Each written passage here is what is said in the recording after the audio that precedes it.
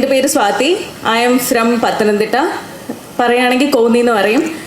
And to be a bit more precise, I am from a village called Thannithode. And എൻ്റെ graduation background എന്ന് പറയുന്നത് ഞാൻ electronics and communication engineer ആണ്.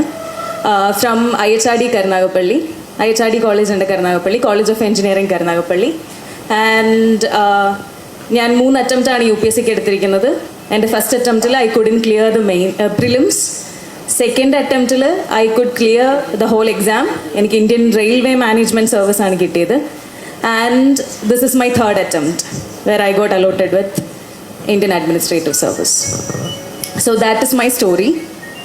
So you might be having that general question, right? എന്തുകൊണ്ട് civil service, എന്തുകൊണ്ട് UPSC preparation? നിങ്ങൾ എത്ര പേർക്കുണ്ട് UPSC പ്രിപ്പറേഷൻ ഒരു മൈൻഡിലൊരു താല്പര്യമുള്ളവർ? Something that you really want to do? കുറേ ആൾക്കാരുണ്ട് അല്ലേ? കൈപൊക്കാത്തവരിൽ ആർക്കെങ്കിലുമൊക്കെ ഇത് മനസ്സിലുണ്ടാവും, പക്ഷെ കൈപൊക്കുന്നില്ല എന്ന് ഞാൻ കരുതുന്നു.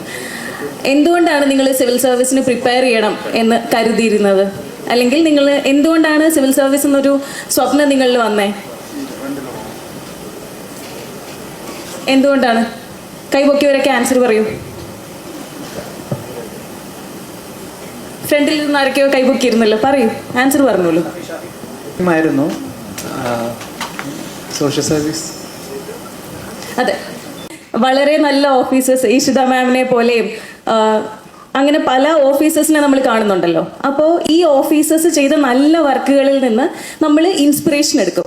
ആ ഇൻസ്പിറേഷൻ നമ്മൾ കുഞ്ഞായിരിക്കുമ്പം അത് നമ്മൾ നമുക്ക് ഇങ്ങനെ ചെയ്യാം, ഇങ്ങനെ മാറ്റങ്ങൾ കൊണ്ടുവരാം എന്നുള്ളത് നമ്മുടെ മനസ്സിലാവും. അതൊരു ഡ്രീമായിട്ട് നിൽക്കും. ആ ഡ്രീമിൽ ഇപ്പം ആള് കണക്ട് ചെയ്തതുപോലെ അവർ ചെയ്ത വർക്കിൽ നിന്നാണല്ലേ നമ്മൾ ആ ആൾക്കാരെ ഇഷ്ടപ്പെട്ട് തുടങ്ങിയതും അത് നമ്മളുടെ ഒരു പാഷനായിട്ട് എടുത്തതും അല്ലേ? സോ ഈ സിവിൽ സർവീസ് എന്ന് പറയുന്നത് ഏത് സർവീസും ആയിക്കോട്ടെ, IAS ആയിക്കോട്ടെ, IPS ആയിക്കോട്ടെ, IRS ആയിക്കോട്ടെ, ഏത് സർവീസിനും നിങ്ങൾക്ക് കോമൺ ആയിട്ട് പറ്റുന്ന ഒരു കാര്യം എന്ന് പറയുന്നത് പൊതുവായിട്ടുള്ള ആൾക്കാർക്ക് വേണ്ടി കുറച്ച് സർവീസസ് നമുക്ക് ചെയ്യാൻ പറ്റും. അതായത് ഒരാളൊരു ബുദ്ധിമുട്ടിലാണെങ്കിൽ നിങ്ങൾക്ക് അതിനുള്ളൊരു പവർ ഉണ്ടാവും. അതായത് നിങ്ങളൊരു NGOയിൽ വർക്ക് ചെയ്താലും എന്ത് ചെയ്യാൻ പറ്റും? നിങ്ങൾക്ക് സോഷ്യൽ സർവീസ് ചെയ്യാൻ പറ്റും അല്ലേ? അതിൽ പക്ഷെ നിങ്ങൾക്ക് കുറച്ച് കൺസ്ട്രെയിൻസ് ഉണ്ടാവും, ഫണ്ടിൻ്റെ കൺസ്ട്രെയിൻസ് ഉണ്ടാവും. നിങ്ങൾക്ക് എല്ലാവരെയും ഹെൽപ്പ് ചെയ്യാൻ പറ്റണമെന്നില്ല. ചില NGOs ചില സ്പെസിഫിക് ഏരിയാസിൽ മാത്രം വർക്ക് ചെയ്യുന്നവരായിരിക്കും.